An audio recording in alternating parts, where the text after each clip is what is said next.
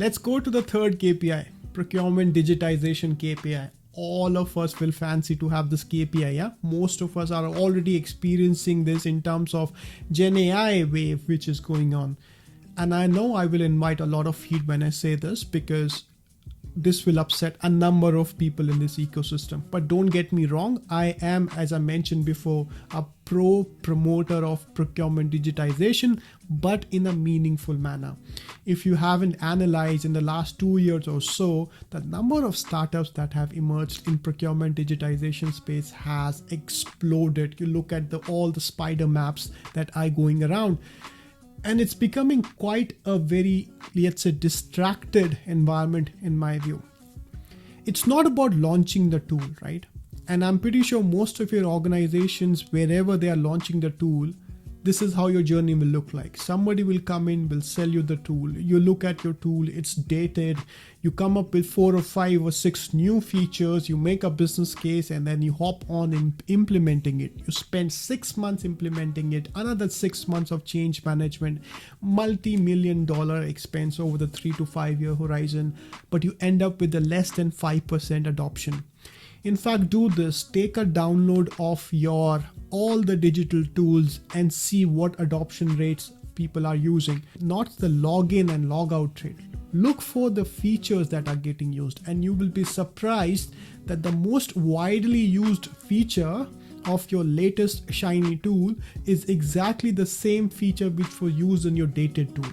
So you don't actually need 80% of the feature that are being rolled out today. Everything phases out in the long run and everything gets reduced to the core functional usage aspects only. So don't spend up time around chasing the features which will generate no adoption in the long run. In fact, focus upon this new age KPIs or what I call as recommendation and insight driven KPIs.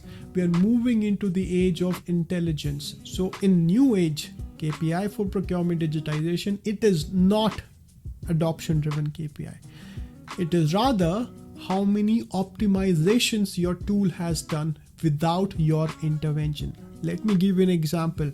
If you're talking about a spend analysis tool, which is my favorite topic in the whole world these days, I'm talking about number of cost savings not only identified but also executed without someone's intervention.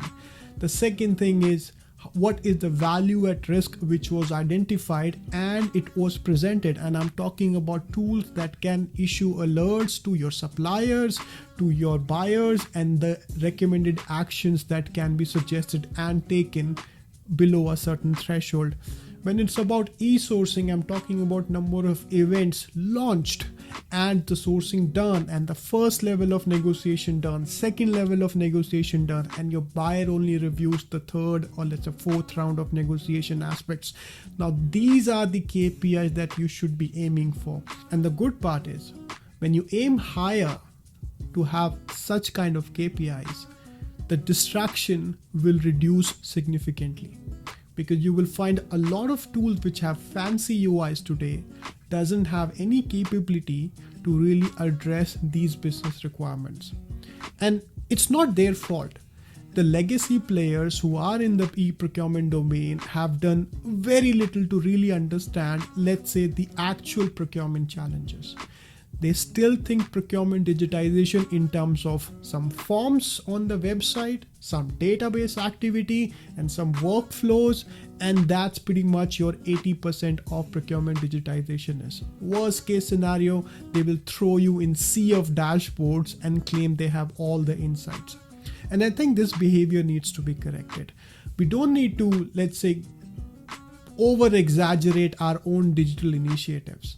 A lot of the procurement digitization is done at the execution level and not at the strategic level. All of you guys, I'm sure you are well within your top 1% when it comes about strategic procurement, setting the category strategies. Where most of the average standard is where the execution gap is. Transforming the category strategies into the execution is where most of the value leakage happens, and this is where you need procurement digitization focus.